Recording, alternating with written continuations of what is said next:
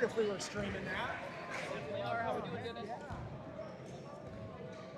Good evening and welcome to this evening's Central Section Division 4 quarterfinal game between the Mira Monte High and your Is it on YouTube? I don't. It's probably. We think YouTube, but we're not positive. You just ask this guy over here. He'll know. Tell you. And good sportsmanship. Please cooperate in making this contest exemplary and in the finest tradition of interscholastic athletics. We also remind you that all CIF and St. Louis high school rules will be enforced throughout tonight's contest. Please help us in the promotion of good sportsmanship towards the players, coaches, officials, and fellow spectators.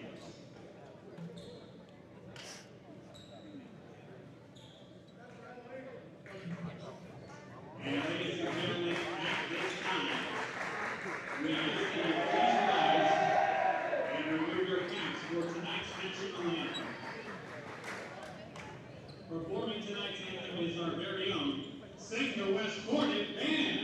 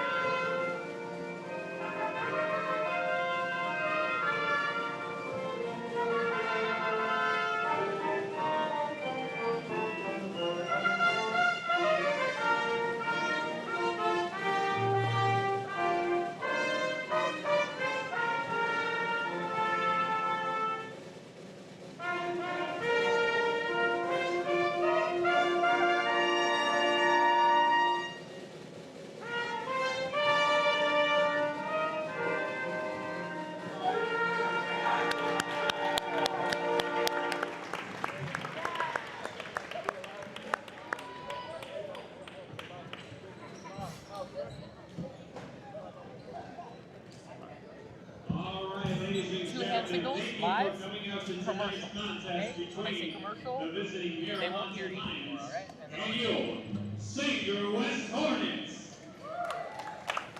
We will start tonight's game by introducing the starting five, starting with the visiting Lions.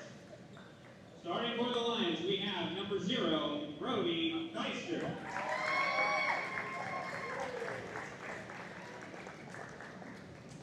Next up, we have welcome, Coach. It's good to be here again. We did a broadcast of the Hornets a couple weeks ago, and now they're in the postseason, and we expect big things from them in the next few games. Yeah, I'm excited to get a chance to talk basketball with you for a couple hours. Already have a question right off the bat. We spoke before the mics were turned on about Mira Monte's playing some man early on in the season, and they've gone to a zone. My first indication of zone was seeing Benji in the starting lineup. He's designated shooter for us, so yeah, I was going to guess zone right off the bat. Right, that's what Coach Paredes gave me the update on their most recent zone mixes of 2-3, 1-3-1. They played a lot of man early in the season, but good team coming in, 18-10, 7-1 in league, so it should be a good ball game.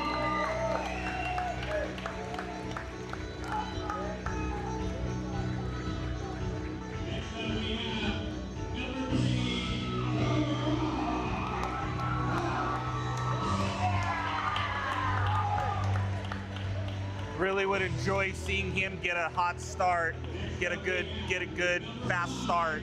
When he gets a fast start, they're pretty tough to match up against. That's usually indicative of them being able to turn them over, get out and run.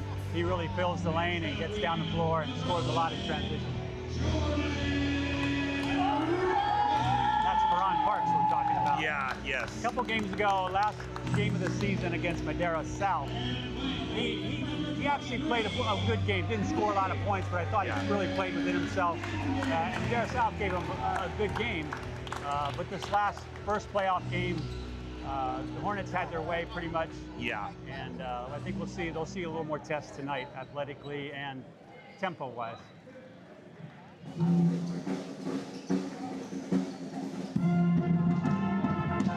Will we see any full court out of Mira Monte, maybe for pace or tempo?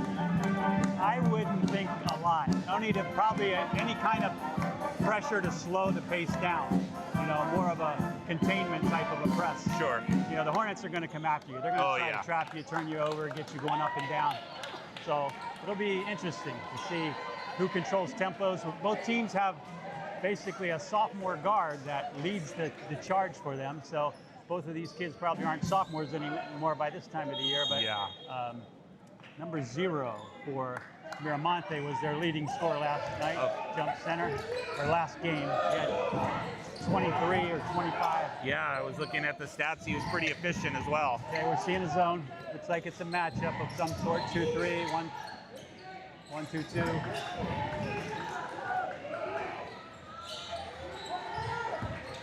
Good penetration. Oh, he did. Let it go. Carried it. Pressure early. Yeah.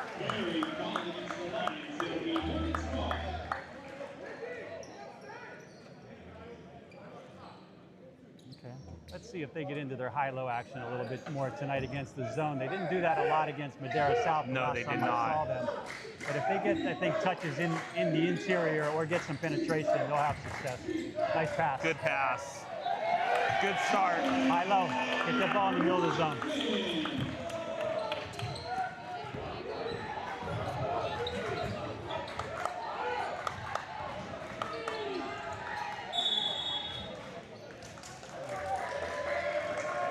It's all goaltending.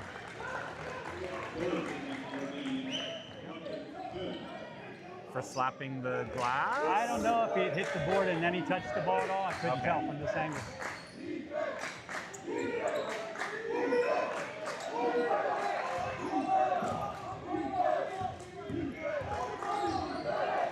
I do like Nate higher up in that he's Good play.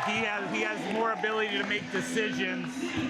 They're really showing more of a 1-2-2 in that middle, high post around the foul line area is wide open.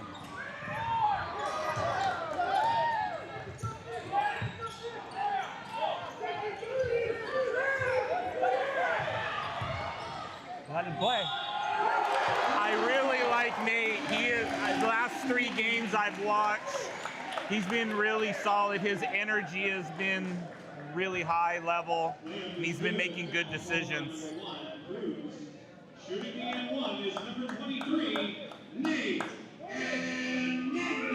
You need those guys. You need the energy guys, the guys that do the dirty work. Yeah. You know, tip the ball, keep it alive, get after every possession, every missed shot.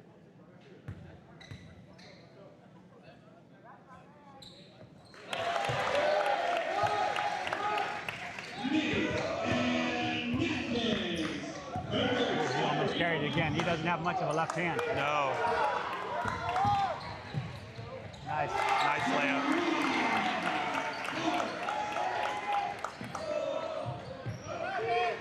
Oh.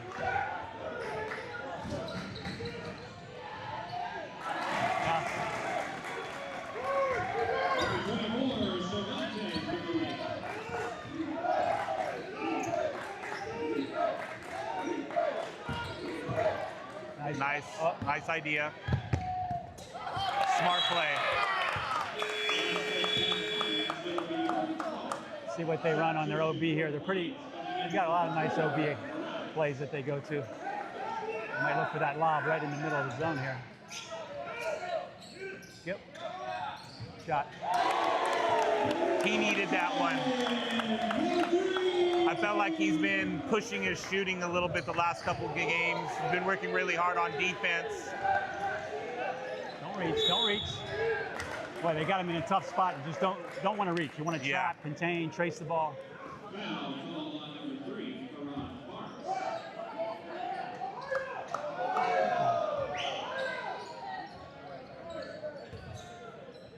Good start for the Hive here in the Hive here tonight for the Hornets. Yes. When they get the ball in the hoop, it just gets them into their press. They call traveling? Looks like it. Yeah. Oh. Offense, okay. Must have tried to hook him. I didn't catch that one. I saw their last regular season game, and Ambrister had a really good game that game. Yes. He really kept them kind of together in some of the stages of that game. There's that confidence. Yep. Saw one go in.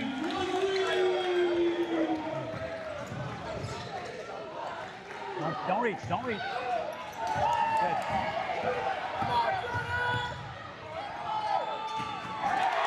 So they're doing a little bit of trapping from behind, which they didn't start out doing in the last game. They were more traditional, the guy up on the ball, but now they're sending the second level guy from the backside. It looks to me like they're really concentrating on pushing them to the left hand, left side of the floor, which they haven't shown to have a real strong left hand. Good start, 17-4. Anytime you can get that ball to go in early, lets you get into your press, lets you really get into the kind of game Coach Paredes really wants to play, and it's up and down. Yeah. It's been kind of casual. I mean, I look up and it's 17, but I don't think it's 17, but they haven't really missed any shots, 2 threes, Yeah. layups, a free throw.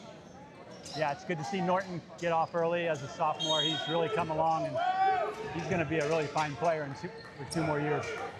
There it is. Kick. Right position. They were going to throw it right to him. Yeah.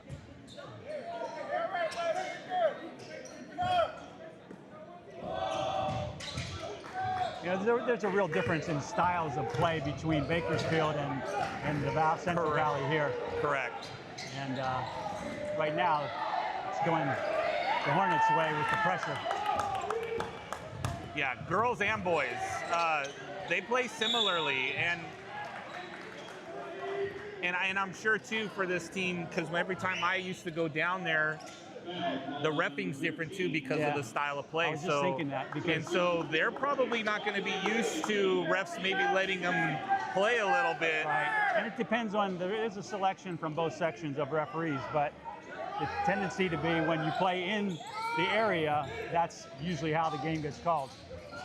Open look, nice rebound. Stay with it. Good. Way to stick with it.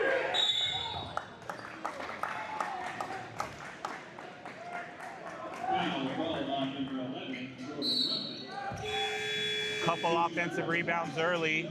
Ruffin's first foul. Yeah. Second team. Quick substitution for him.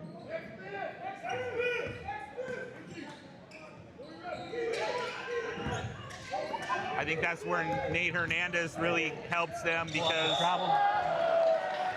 he can go in and take Ruffin's spot for a while, spell him, and they lose his shot blocking, but he rebounds well. He can outlet really well out of the rebound, get the break going.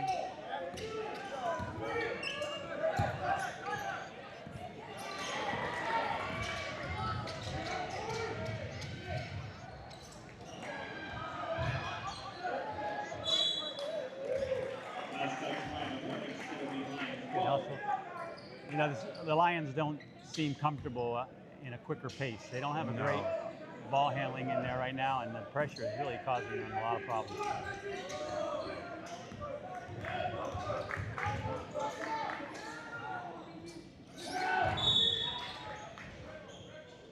Oh.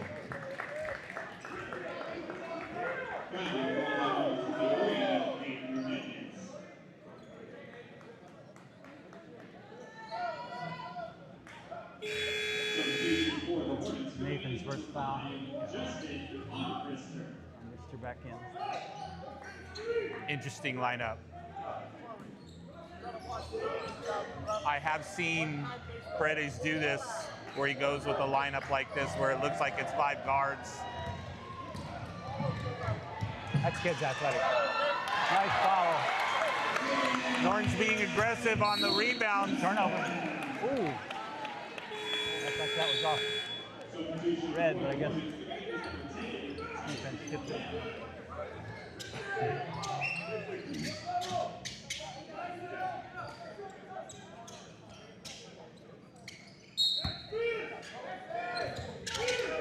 Good hand.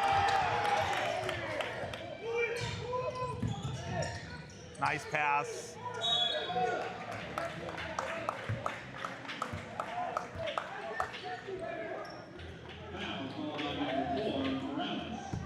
Shooting 2 at the line for the Hornets, number 5, Justin Armbrister. If Mira Monte is going to keep allowing them to get that close to the rim this early in the game. Well, it's the penetration too. Yeah. The early passes into the center of the zone, and then the dribble drive penetration it just causes them a lot of problems. Substitution for the line, coming in number 1, Bruce. Coach, what do you think about the 5 foul, shoot 2, and then it resets at the quarter?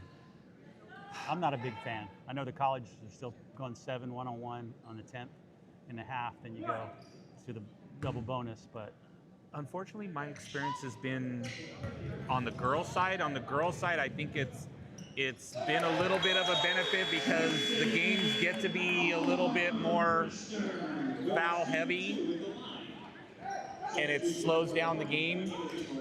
On the boys' side, I haven't had to experience it very much. What are your thoughts on it? Why don't you like it?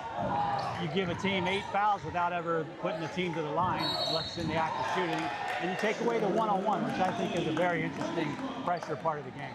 Okay.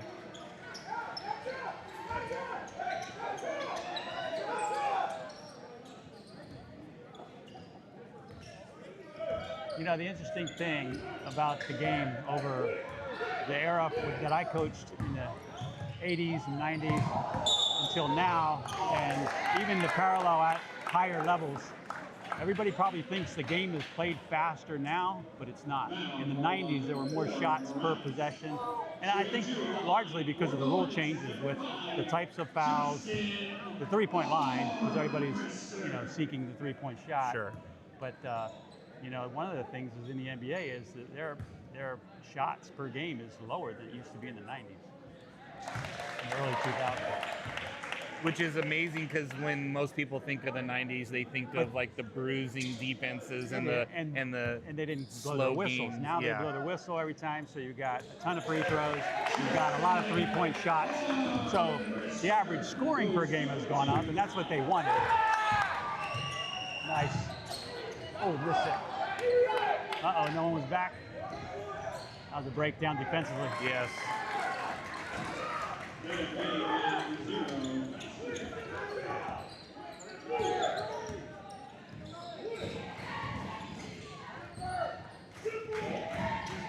Getting a little weave action going here. I liked what they were doing early with the high-low. Yeah. He's seeing, the rim looks really big to him right now. Turnover. 11 has had a rough start to the game for them, for Mira Monte. He's turned the ball over probably 4 times now. Their entire team. I'm not sure that, you know, almost position by position, the Hornets are more athletic and quicker.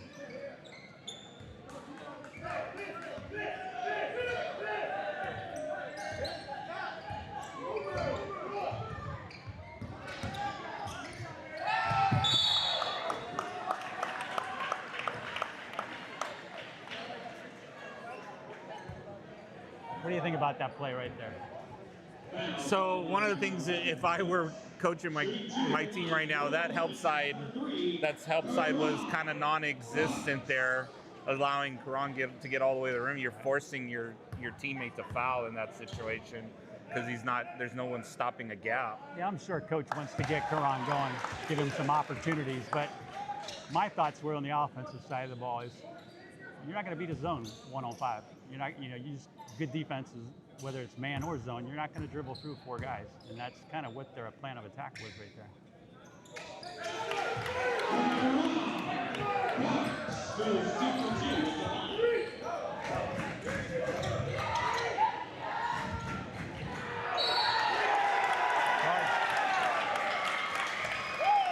That one one makes Coach Paredes proud. He was Yes. quite the defensive player in his day. Correct. Correct.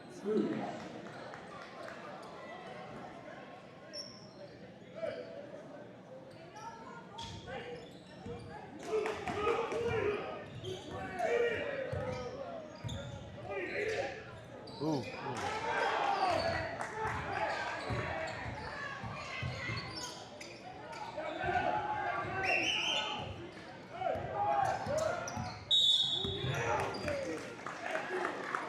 Illegal. Yeah. Looked like they did go man that possession, but there was a lot of dribbling, not going too far. They're going to dribble, attack, penetrate the gap, kick, move the ball. Their success early was when they got the ball moving, made some easy interior passes, or then created the penetration from ball movement. I'm a real believer in ball rotation, sideline to sideline before you really attack, especially when you play really good teams. Yeah. Got to stretch that defense a little bit. I remember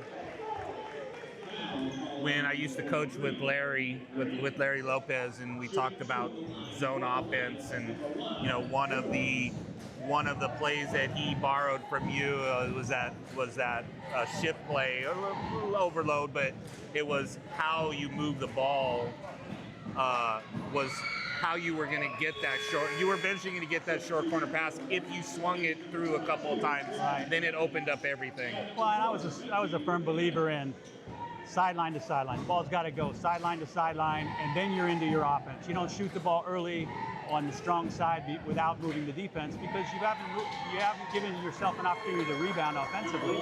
Once you move the defense and get them stretched out, and they're chasing the pass and the shot goes up, your weak side defenders, it's hard to block off.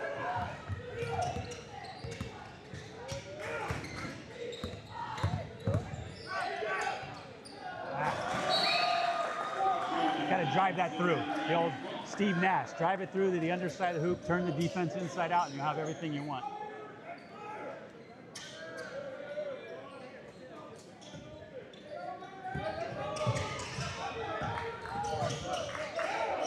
Don't reach. We're going to put them to the line now. If they would just close those traps and trace the ball, they're going to get everything they want on their press. And I'm sure Paredes is not happy with a foul 70 feet away from the rim. Nah, not when it involves reaching for the ball.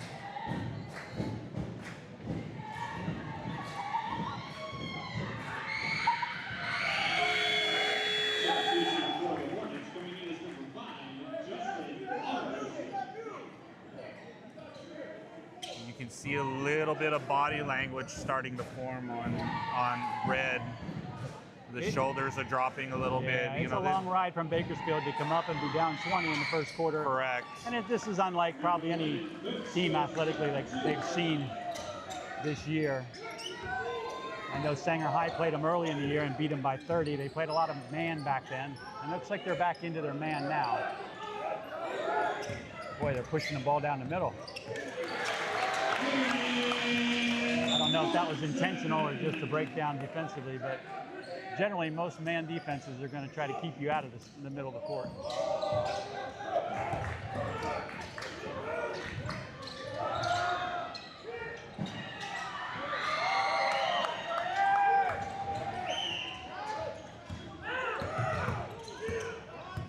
Get it moving, swing it.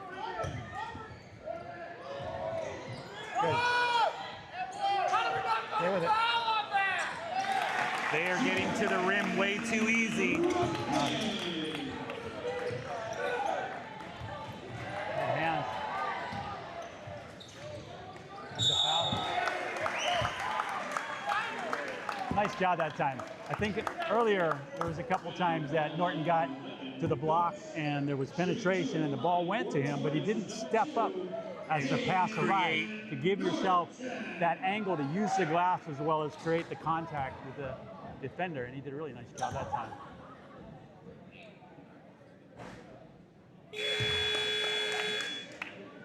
Substitution for the line coming in is number 5,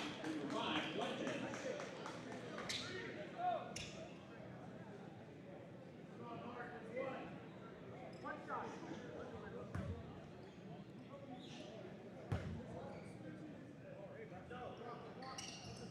A little flat. They're stood, they stay in it.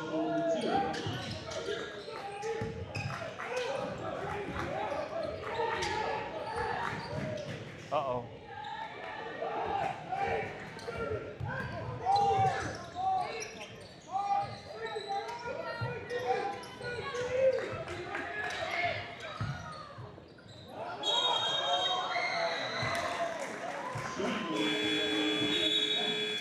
Substitution for the Hornets coming in is number 23, Nate Hernandez.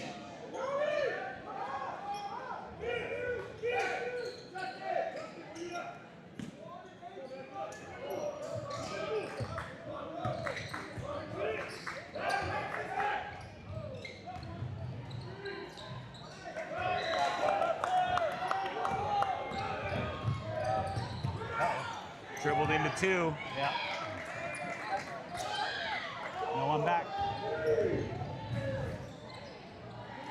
Missed opportunity. 32-9 after one. The Hornets having their way, particularly with turning the visiting team over.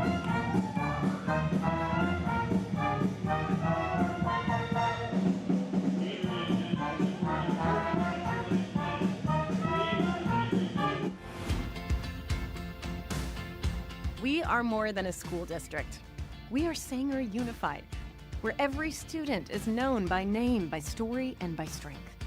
13,000 students strong across 180 square miles, from quiet country roads to busy city streets, from pre-K to high school to adult education, we are united by one powerful belief. Every student deserves a chance to thrive. Excellence lives here, on our campuses, in our classrooms, in our departments, and most importantly, in each one of us. Sanger Unified is an award-winning district with National Blue Ribbon and California Distinguished Schools. Our graduate... Lions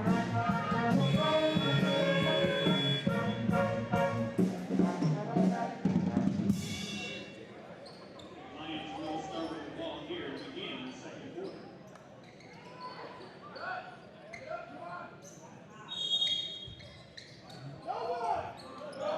Coach Brett is sticking with his main group out here.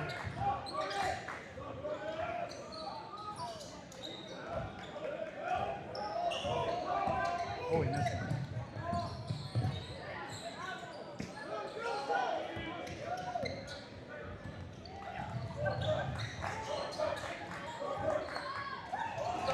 Block from behind. Yeah. Ooh, got away with that one. Yeah, reached across.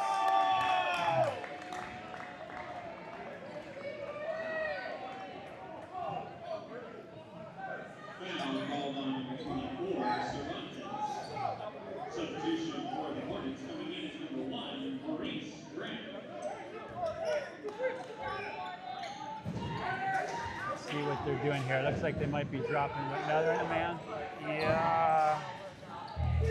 No, they're back in the zone. Gotta get the ball moving here. Look inside.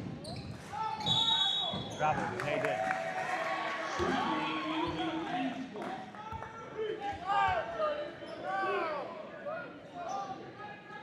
It's a little bit of youth, that face up when you catch the ball.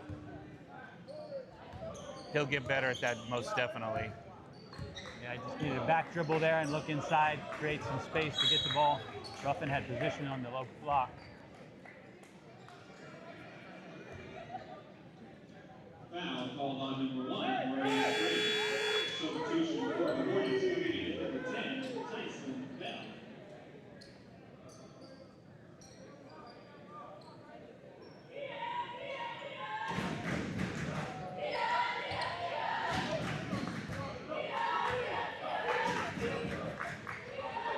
Little trap. Oh, I didn't rotate. Got caught ball watching with no help side. Thought he was gonna get a shot block, and now he's gonna get explained to him what he should have done.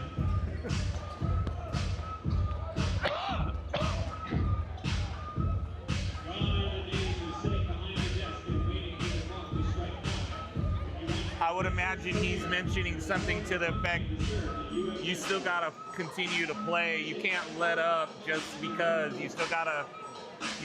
He needs to be there in that help side. He needs to be in that rotation so he can be in a better position to play defense. And these are tough games as a coach because you can do a lot of things wrong and still have a positive outcome against a team that's struggling like they are.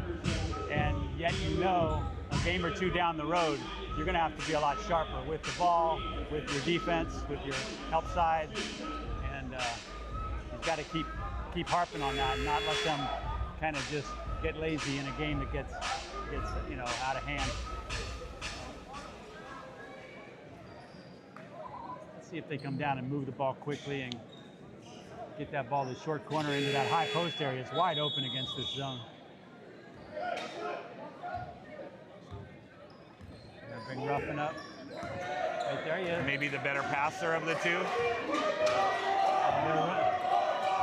Open, no. There he is. Give it to him. Not really looking short corner right now.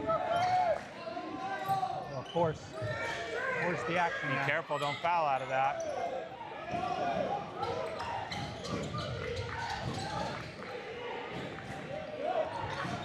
So we ran a lot. When we got that short corner, that was a perfect opportunity for someone like Ruffin to dive right out of that. And they haven't started their offense with that short corner touch. It's mostly been high-low instead of low-high.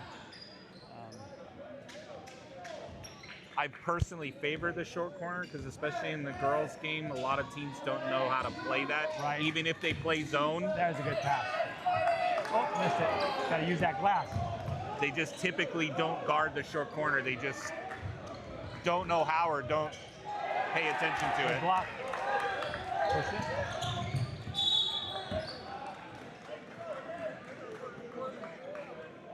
Call on number 4, Morales. Substitution for both teams coming in from the Lions. See if they put Nate in the high. He opens up a lot more for Ruffin than the other way around. Yeah. And Ruffin's bigger inside if he just steps in right now. Right? There it is.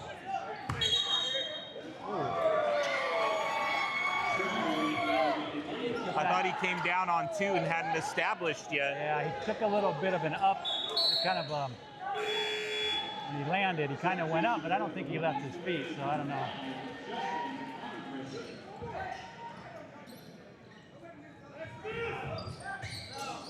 Don't reach. Good. Turn him. Out. Good rotation. Had a shot opportunity, lost it.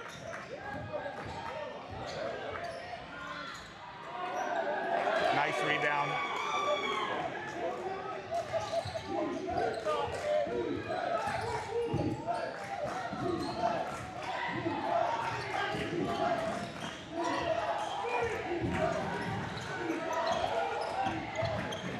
One extra.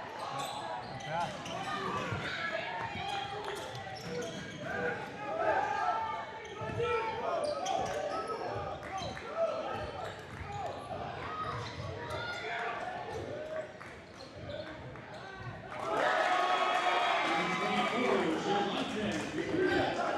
What's the only shot they've made so far?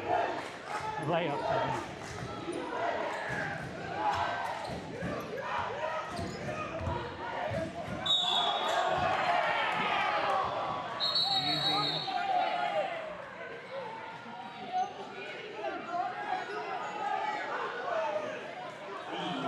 That's the tough thing about a game like this too. You get someone, you get a little heated. You know, someone like Ruffin who plays a little emotional, get an ejection or something like that, and it hurts. Yeah, he's got to keep his head. You know, they're going to get a little frustrated. He's much bigger than them and stronger, and he's just got to keep his head. He's lucky he didn't get a T on that play.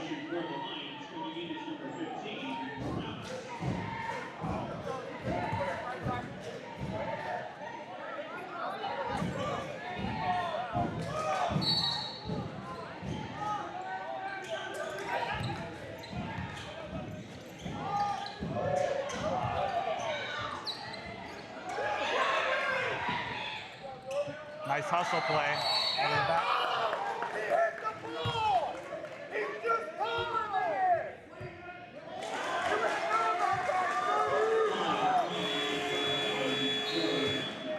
Second foul on Ruffin.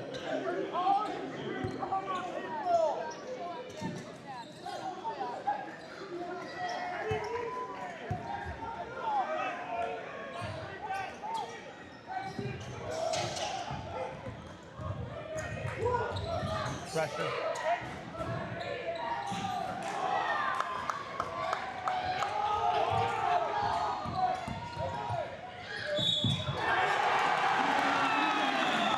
Nice play. That's when he's at his best in transition. He's strong, gets to his left hand. Good finish. Shooting medium one is number 3. Well, we got a minute here. Let's take an opportunity to thank some of our people helping out. Community Day School and MaverickTV. Shout out to you guys for helping us with all of this tech. Yeah, it's great for the community to be able to see these kids play. 27-3, and they're on to hopefully another victory here.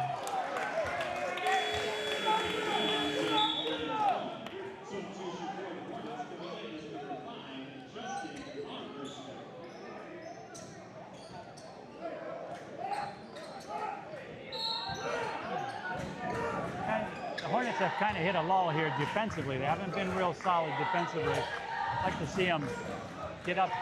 Tighten up a little bit. Yeah, help side defense, limit them to one shot, and then get out and go. Here we go. Open up.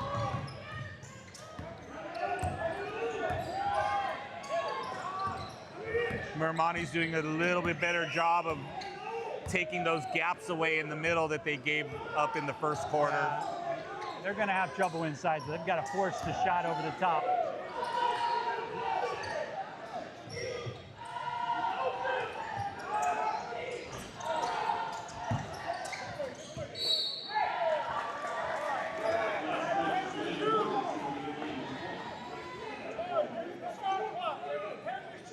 Interesting having Armbruster in there in the high. Not sure if he's as comfortable as a post in that position, where to be in relation to the defense. Of the offense.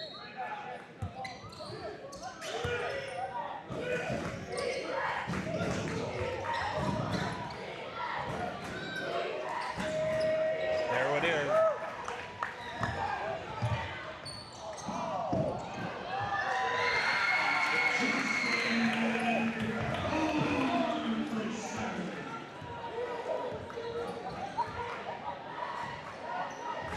Like Norton should have just laid that one in. He was expecting a lot more contact than he got. 24 with a push off with the offhand.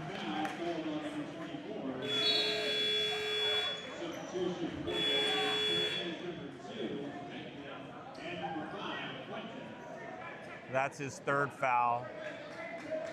He seems to be, well, he's made a few of their layups inside, so it'll be interesting to see where they get some of their scoring from. And that puts the Hornets into the bonus on the next foul. See what they do here. Wasn't it Zero you said had a few points in the last game? I haven't really heard his number much tonight. He hasn't taken many shots either.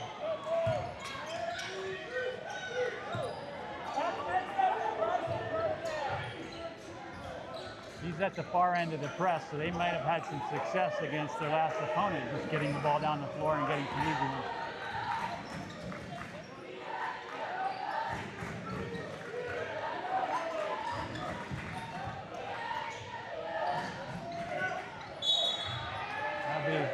That'll be 2 shots.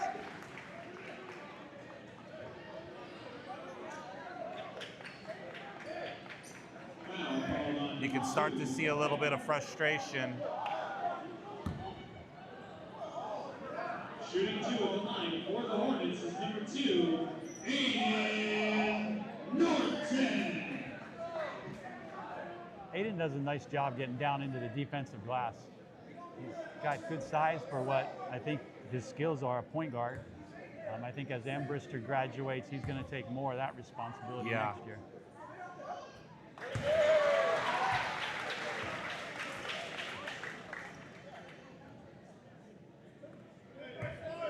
There was a point earlier in the season when Armbruster just came back from football where Norton was playing more of the point as he was getting acclimated to what the expectations were for the team. Quick shot, nice rebound. Don't reach. That's where he gets himself in trouble. The game I saw against, what game was that? That was the McLean game. It got very close. He fouled out, and he had a couple fouls that were probably unnecessary reaches.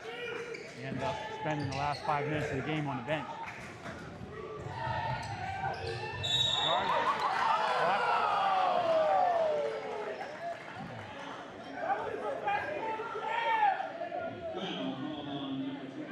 That's, I was going to say, that's at least 3 on him. Got a lot of players on the bench. I don't know how deep they generally go in their rotation.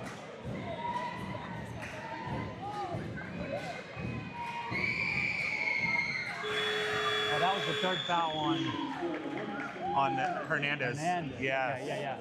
Yeah, and then Ruffin already has 3.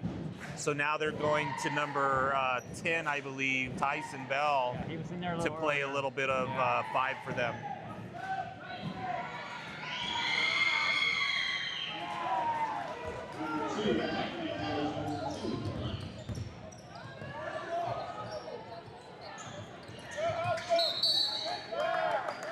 We've missed a few close ones in the last couple possessions.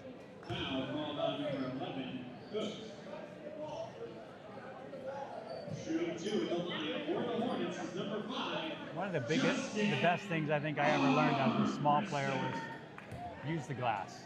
Shoot the ball up at a higher trajectory and over the outreach of the shot blockers and the big people inside. You just don't see many kids use the glass a lot these days. Anything 15 feet and in, I was taking it to the glass. Easier release point for you. And the biggest thing as you get to higher levels is just don't get it blocked, because to help defenders, if you get it over their outstretched arms, your own teammate's going to clean it up. Probably result in a dunk.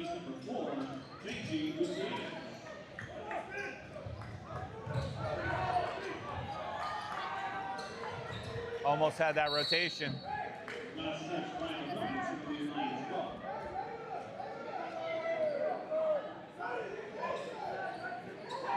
I played for a pretty good coach by the name of Jerry Salone, and one of his mantras defensively was, you know, the shot block and the steal looks great, but position defense wins games. And you know, you'd like to see that. And they played a lot of position defense in his drawing days. the charge, getting to the help side, you know, not relying on, you know, a block shot or necessarily a steal attempt. That time, you know, they went for the steal attempt. They're on the rotation. Stay down. I don't know if they've made a shot outside of 6 feet. Yeah. Little better job of not reaching and staying on your feet that last possession defensively. Nice. Good look inside. Right idea. A little bit of a more of a loop trajectory on that pass, and he would have had an easy layup. One more pass. Yeah.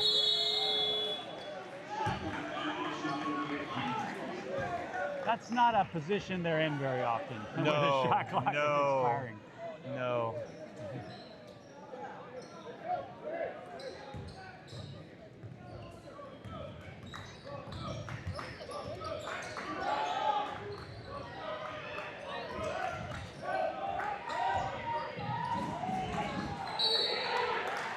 Good job of not reaching. Yeah, and giving up his ground without.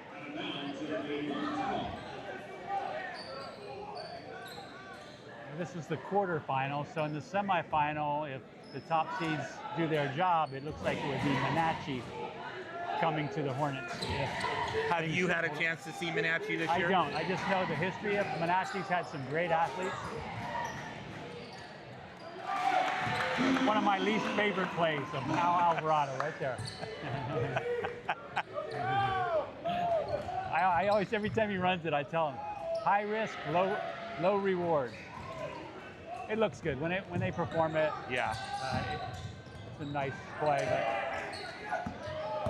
But Don't reach.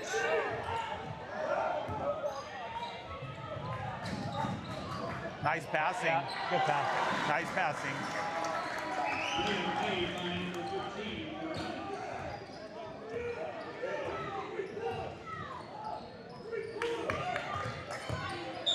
Travel. I thought Tyson could have just parked himself right there under the rim. That could have been a little dump to him, and he would have been right under the rim. They're not doing a whole lot to stop you from stepping over the top or even pushing them up the lane. No. Good hands. Good hand, yeah.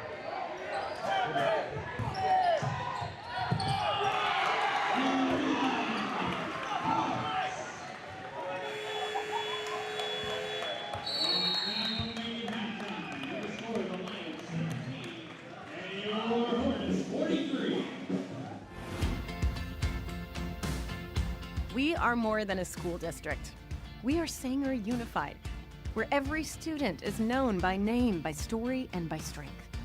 13,000 students strong across 180 square miles, from quiet country roads to busy city streets, from pre-K to high school to adult education. We are united by one powerful belief: every student deserves a chance to thrive. Excellence lives here, on our campuses, in our classrooms, in our departments, and most importantly, in each one of us.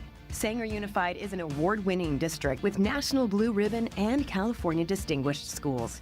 Our graduation rate consistently exceeds state averages, with most graduates continuing to college or certified training programs. Families are choosing to enroll here and stay. From vibrant dual language programs to college-level AP coursework to career technical education, our students are aiming higher and going further. Here, learning goes beyond the textbook. Every day, students are getting hands-on experiences in agriculture, engineering, education, health, media, and more. Because building a future doesn't start after graduation. It starts now. At Sanger Unified, students are never alone. Every school has built-in systems of care and support. Every student has access to expanded learning at no cost and with no one turned away. We focus on the whole child. From academics to social-emotional learning to safe campuses to trusted adults who believe in every student's potential. Because when a student feels safe, seen, and supported, they don't just learn, they excel. Our pride runs deep. In championship games and daily practices, our athletes lead with heart. Our teams are fierce, focused, and family. And no matter the sport or extracurricular activity, we show up for each other, loud, loyal, and proud. This is who we are: learners, leaders, teammates, trailblazers. At Sanger Unified, every classroom, every field, every student matters. Every child, every day. Whatever it takes. We are Sanger Unified.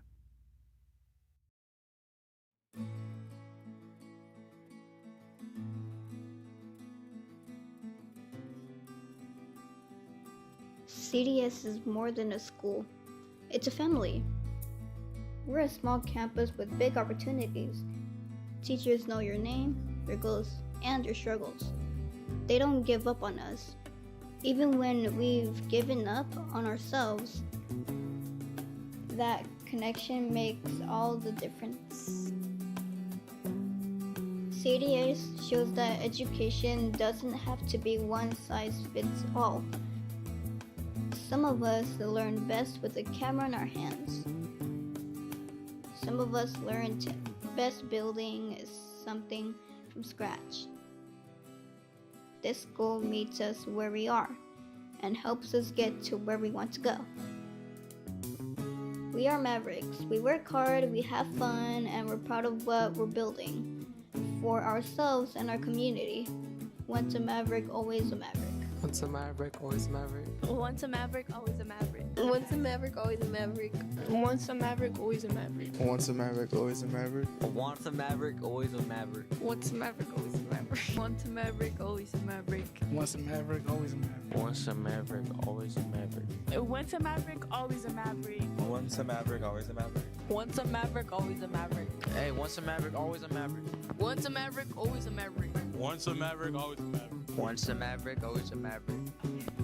Once a Maverick, always a Maverick. Once a Maverick, always a Maverick. Once a Maverick, always a Maverick. Once a Maverick, always a Maverick. Once a Maverick, always a Maverick. Once a Maverick, always a Maverick. Once again, congratulations, Mavericks. Again, the amazing growth that we have seen in all of you. You've learned so much about yourselves, who you are, where you come from. Some of you learned so many things. You've learned to forgive yourself and the people around you. You've learned to set goals, and you learned about the importance of academics and how it can change the trajectory of where you're going and where exactly that you want to be. And I think most importantly, you've learned a very important lesson that life and happiness is what we do for others. So whether we do pictures or streams or taking meals to our friends at Hope Sanger, you've learned about the importance of happiness and happiness that comes when we do for others.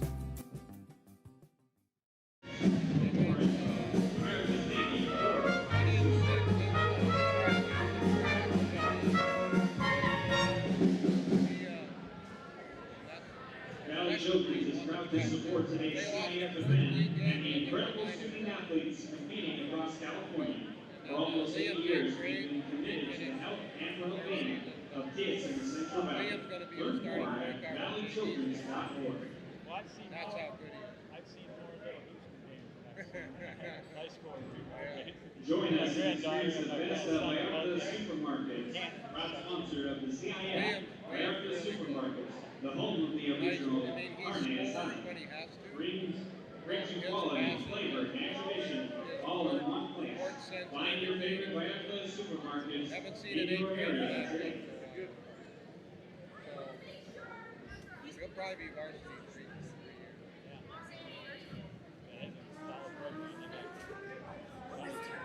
You can't beat Buchanan.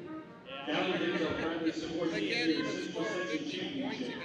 With 10 locations, state-of-the-art locations across California, Cali Dental is committed to bright smiles, exceptional care, and healthier communities. From kids to adults, trust Cali Dental, where your smile is our passion.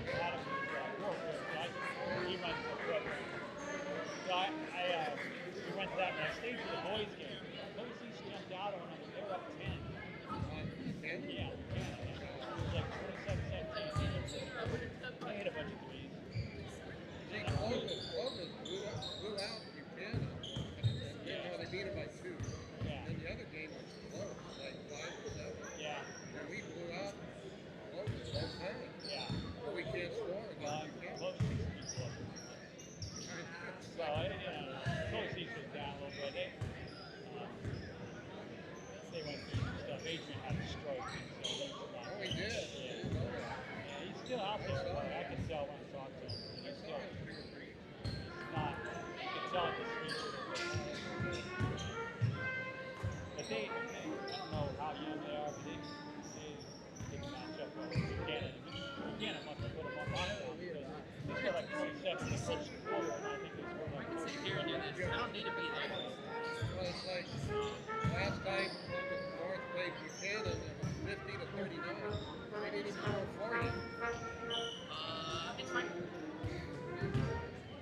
We're live, but it won't. All right, I'm going to get back.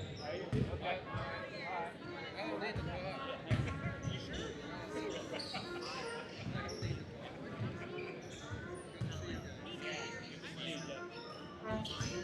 Tell your wife you said hello. How are your boys doing? Good. Julian moved back. He's a police officer in Clovis now. Oh, really? We got all 4 grandkids here. He bought a home. Cool. So it's good. Yeah. We got all 4 of ours right here. Yeah, good.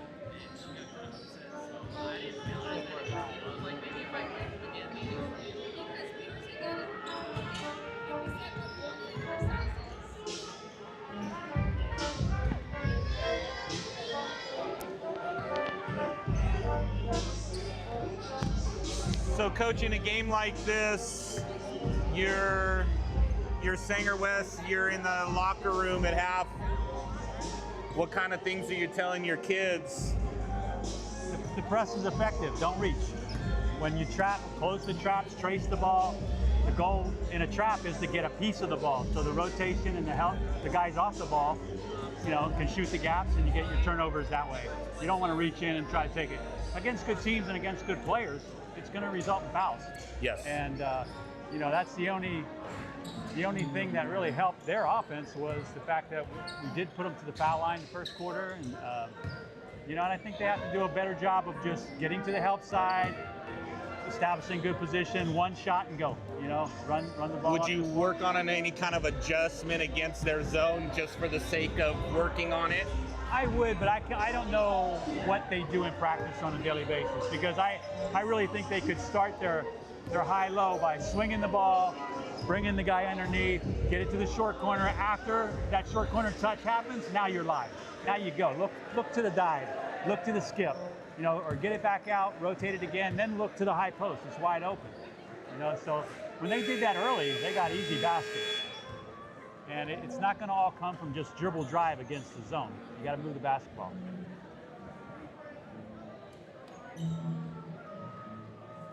But it's one of those games, you know, tell them to keep their cool.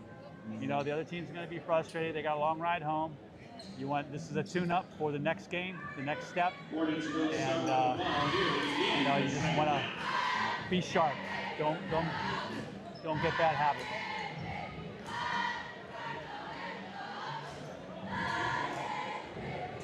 He went more to his traditional starting lineup. See what they do here. They're showing zone. Okay.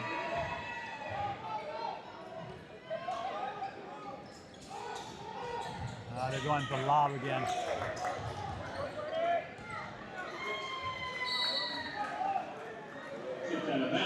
Bag that play, coach. Don't even show it. Save it for a game where they haven't seen it. Okay, let's see what do. I like to start high-low. Nice play. They run a lot of good four-cross sets. Finish. Right here, trap, don't reach. Hands up, high hands. Good drop back by 23. Nice pass. Nice pass. Angle him. Wrong hand. Made by number 4, Morales.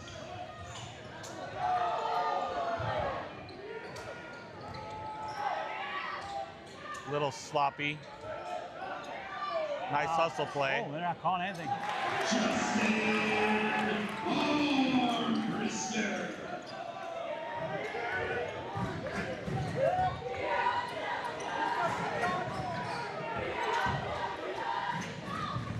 Nice drop down. Yep. Oh, wow. He got that through.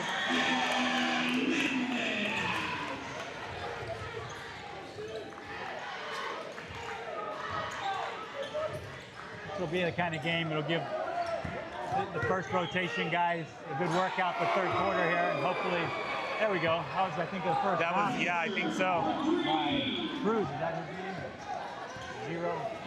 No, Keith. Yeah. Okay. Yeah, Cruz #1 has been their leading.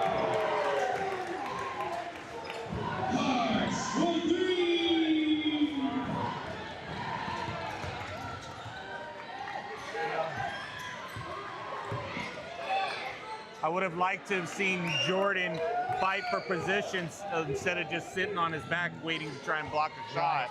A smarter post probably gets him into his 4th foul. Well, something that Jordan did the time before was when he did rotate over to block the shot, the guy came down the right side of the floor and he reached across his own body with his right hand to try to block the shot.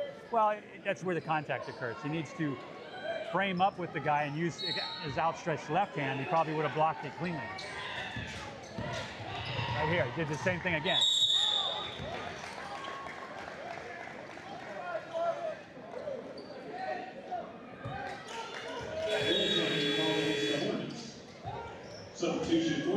coming in is number 10, Tyson Bell.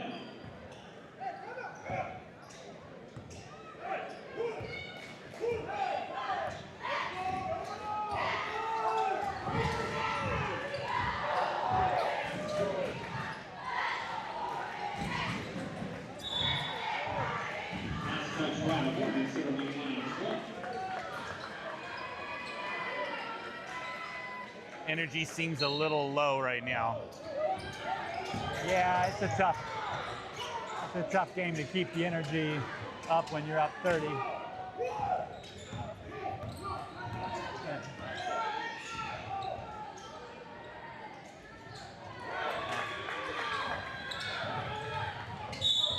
That's one thing I noticed again in the stats for the Hornets.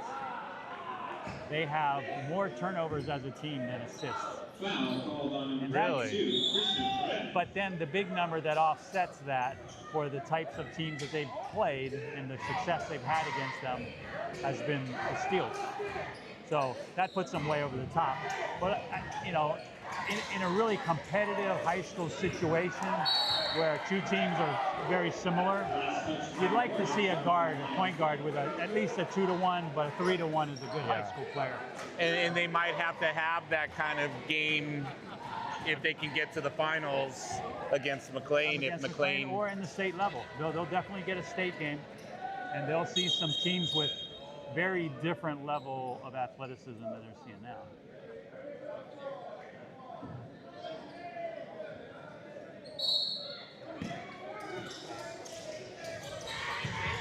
Nice pass. Nice position. I liked how he fended his body. He used his hip to fend off Norton on that one. Kept him on his backside. Very good bounce pass there.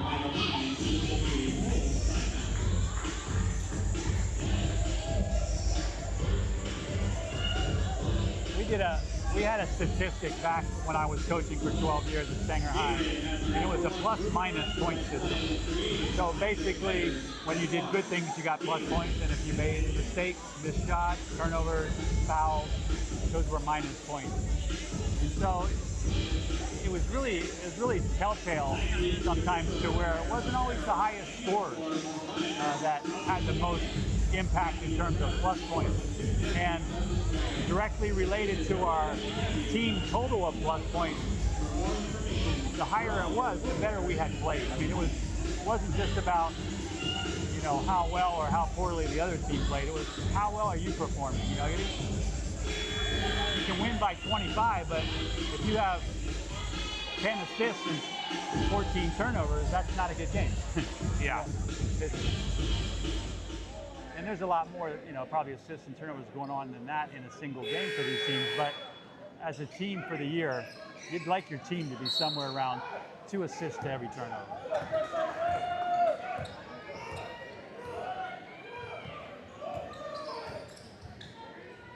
Nice drive.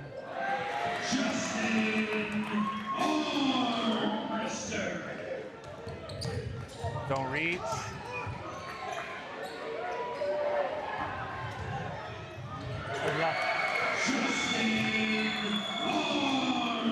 I think that young man has a real upside. I mean, he's probably going to be a much better player in a year or two out of high school than he ever was in high school. Because he's very athletic. He's going to grow into his body. He's going to get stronger. Oh. Nice kick.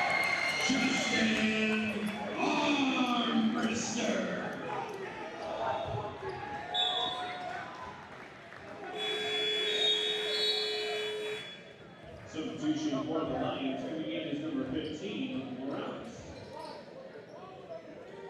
Looks like maybe an ankle. Uh-oh. Yeah. And he was one of their primary ball handlers. That would make things more uncomfortable.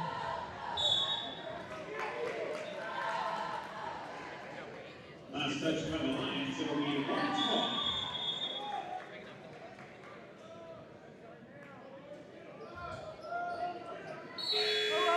Substitution for the Hornets coming in is number 11, Jordan Ruffin. Coach, what do you think about baseline out of bounds plays? Did you coach where you had a set team that you subbed in for your baseline out of bounds, or were you?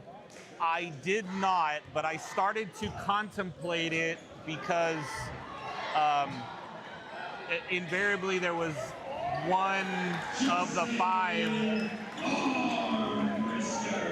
in crucial opportunities where we could get a good look that would not run the play correct. But typically I've never done it. I never have either. You know, there's different schools of thought on that. I always taught all the players that were in the main rotation to be able to play multiple positions of our OB. And obviously if the game's really close and in a crucial juncture, then the main guys are in there anyway.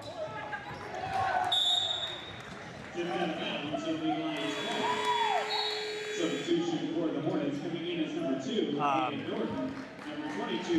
Do you remember a guy, Hurley, that was over at West for a little while, coached with Larry? Yes. So I had, a few run-ins with him, really nice guy, got a chance to talk basketball with him a lot. His philosophy on inbound plays was if you weren't looking to really truly score off your inbounds, then your inbounds plays weren't effective. Well, and I believe strongly in it's one of the toughest plays to defend because you don't practice being turned inside out from where the ball is on the baseline. And so I often called timeouts in crucial situations by getting my point guard to drive it into the paint, call a timeout, so we would intentionally get the ball in the baseline to run our play. We actually won the Clovis Elks tournament with Tom Bruno as a senior. Doing exactly that. We tied it up with 3 seconds left, won a baseline out of bounds play, and then won in overtime. That was the team that beat the Washington Union State champions in the semifinals of that team. The O'Neill team? It was, I gotta think who was their seniors that year, but it was the year, 2 years after the Twins that had won the state. Okay. And then they had Albion Calana's first year at Washington Union. Okay. And we beat them by 10 in the Clovis Elks semifinal.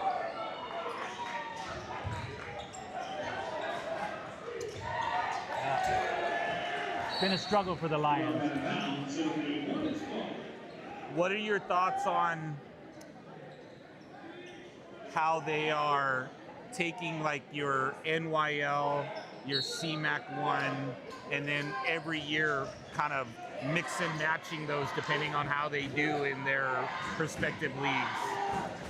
I'm not a big fan.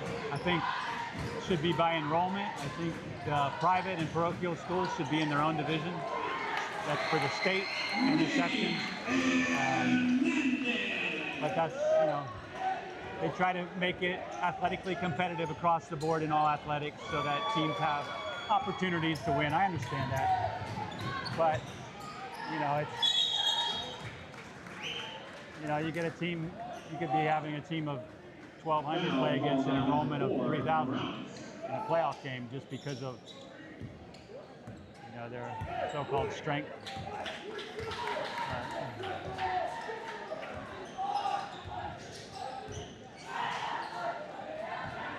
Good cut, nice kick. Good pass. Good look. Good shot. Backside.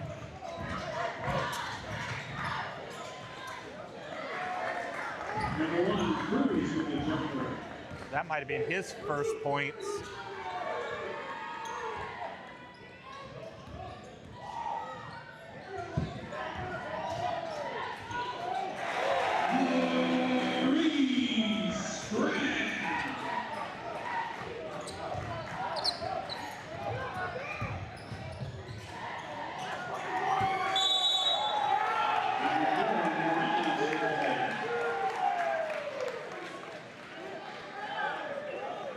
That's unfortunate.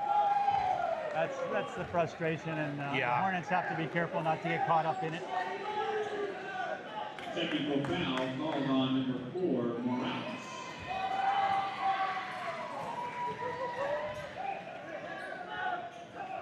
Shooting 2 at the line for the Hornets is number 2, Aiden Norton.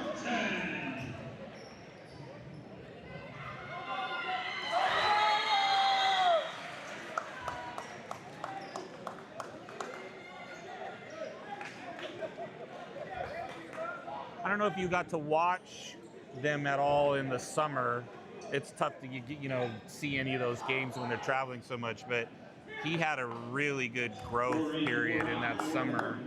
I watched a tournament where Norton kind of came into his own. That was when he started to show that confidence, and then since that point, Paredes has shown a lot of confidence in him. He's a sophomore, so you know he's going to grow and he's going to fill out and get stronger. He's got a lot of the prerequisite skills for a point guard. He's a good shooter, he's a good ball handler. He has the ability to be a very good defender as well, so I think he has a bright future.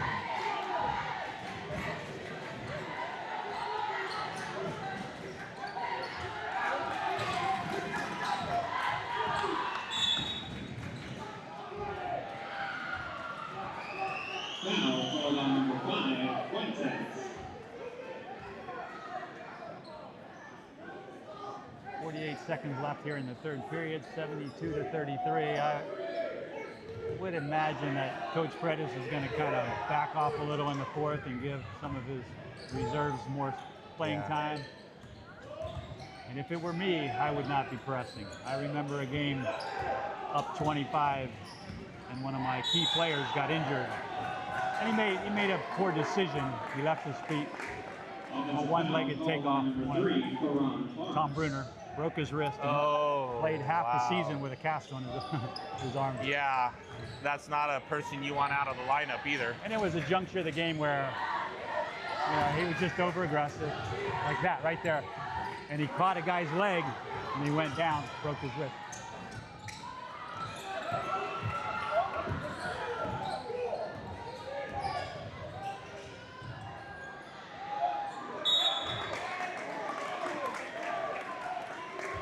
I kind of have a feeling they're also trying to get to that 40 mark because the last game they were up 39 in the third and they never could get out of that, never get that 40, and they had to play out the whole fourth and not go to running clock. I don't know if that would be as important as just, finish this game on a positive note. Don't let, the fourth quarter's, you can see the refs are starting to call a little closer now since that technical, and they're going to get chippy, they're going to get frustrated, and you don't want, like you said earlier, one of your players getting caught up in that, and all of a sudden he's ejected and he's out the next game.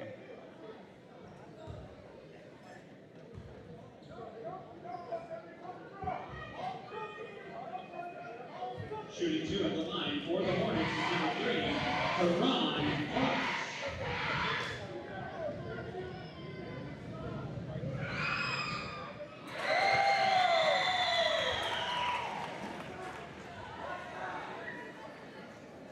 I've noticed throughout the season, watching a lot of the home games, their score fluctuates. Our score's been fluctuating a little bit, but they've done a pretty good job of keeping their team right around this mark in the low to mid 30s. Well, they've been pretty limited this game in their ability to make shots from anywhere beyond, the paint. And I don't know if they've made a three-point shot this game. Or even taken too many. Nice pass. Yeah.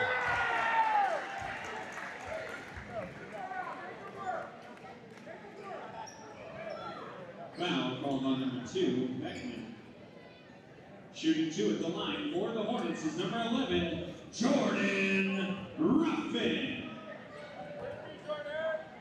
Jordan's had a good game on the boards. He's been aggressive. He's outmanning the size of their opponent, but he's done a very good job in his aggressiveness to the glass.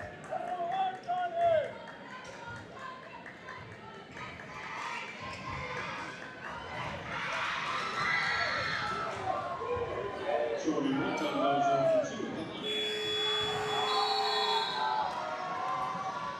And that will end the third quarter with a score of the Lions 33 and your Hornets 74.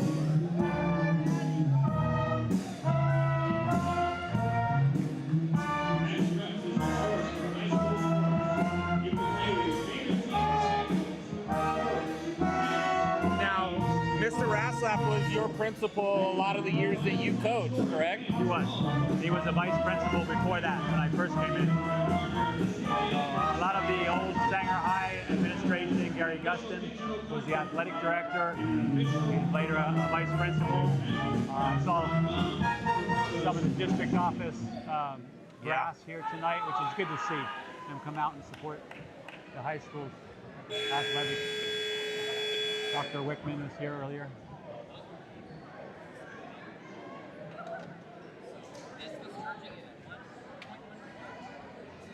Yeah, this has been a great season for the Hornets. I know their progression from, building into a high school, adding the junior high, and they'll mature into, a full-fledged middle school, high school program here.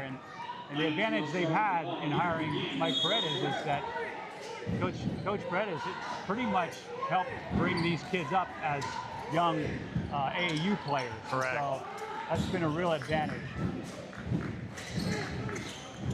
They'll only continue to move up the ranks. Next year, most likely be a Division III playoff team. The following year, they're going to probably be in the same league with Sanger and Bullard and San Joaquin Memorial. Although he's a first-year coach, he's not new to these kids. Not These at all. kids have seen him for years. Right, in the system.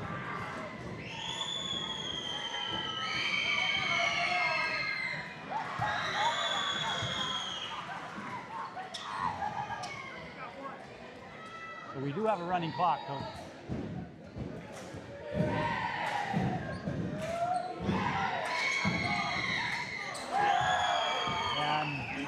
As I kind of thought, he's got most of his starters out. I would expect that a couple more these main guys will be out within a few minutes. A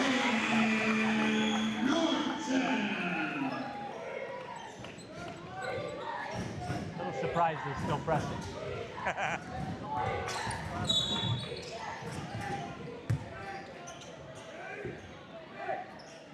Foul called on number 21, Damian Garcia.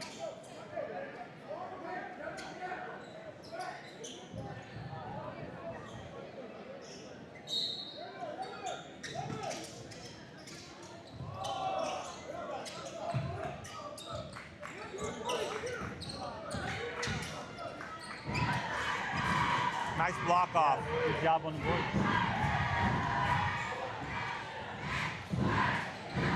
Nice pass.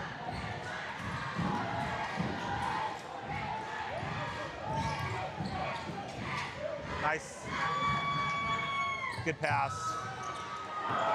Not sure he knew where he was, though. Look out. Be careful. Last touch by the Hornets. It'll be Lions ball. I agree with you. Nate right there, that could have gone sideways. Yeah, you want to get out of here healthy, without any altercations with the opponent.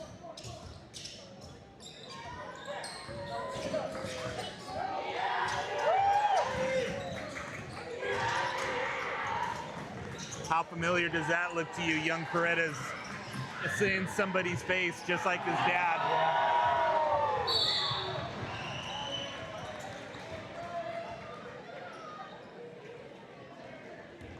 Foul called on number 15, Morales. There we go. Going to get some of the other Substitution for the Hornets going in at number 30, So it looks like we've got two of the kids that played JV throughout the year that they brought up for playoffs. It looks you got Jordan's younger brother, and then you got number 15. I can't remember his name, but he was a shooter for the JV team throughout the season. So you got two really young kids in there right now. Drake Islis? Yes. He's a freshman. Ruffin and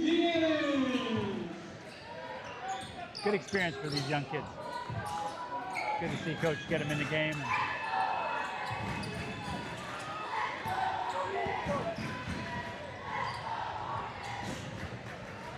Oh, nice layup.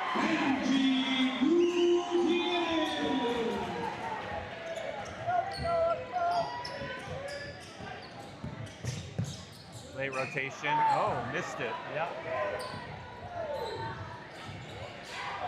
Don't foul him. Number 15, Morales with the leg.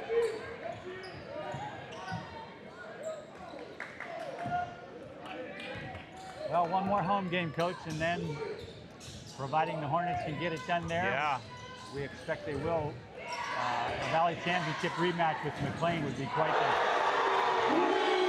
I can only imagine what kind of crowd would be there, because they'll bring one, and I'm sure we will too, knowing that it's them. Yeah. And they've got to get past either a Menachie or an Emmanuel team in the next round, but they'll be home again for one more game. And I guess the unveiling of the new gym as they go into next season will be quite Yeah. the gym for this valley. I was really hoping we could catch one game. That would have been a nice little treat for... I talked to Coach about that, but I think the advantage right now is for his group that this is their home court. They practice here every day. They know the rims. They know the environment. As much as it might have been nice to unveil it, I wouldn't recommend it later into the playoffs now. It'd probably be no different than going to Selland and trying to play a game It'd be there. a neutral court. Yeah, it's a neutral court.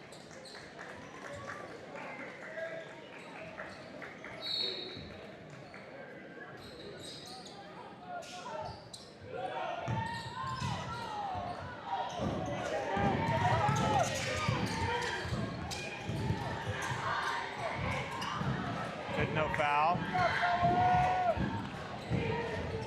2 minutes remaining.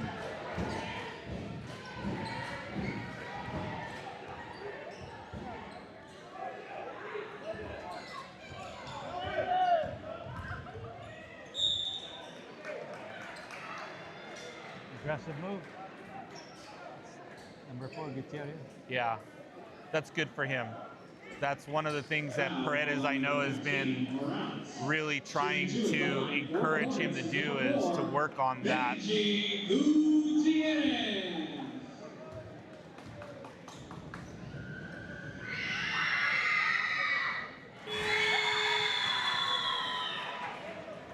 Substitution for the Lions coming in is number 3, Melvin. Also coming in for the Lions, number 22, Juan.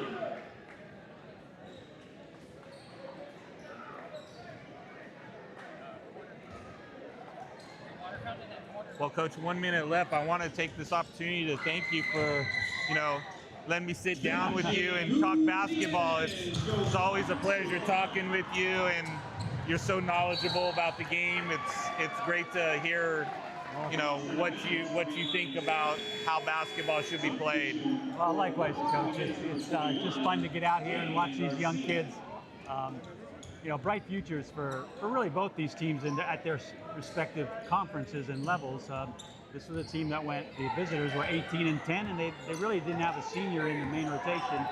And likewise for Coach Paredes, he's largely, Armbruster's a really nice player, but they have a host of good athletes back for next year, and the future's really bright.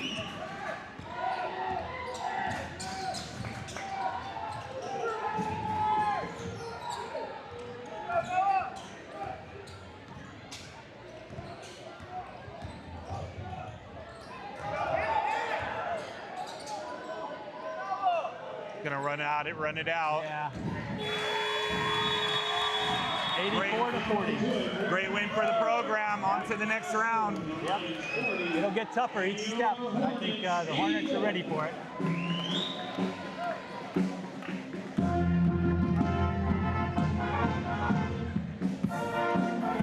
Again, thank you to Community Day School and MaverickTV for this broadcast.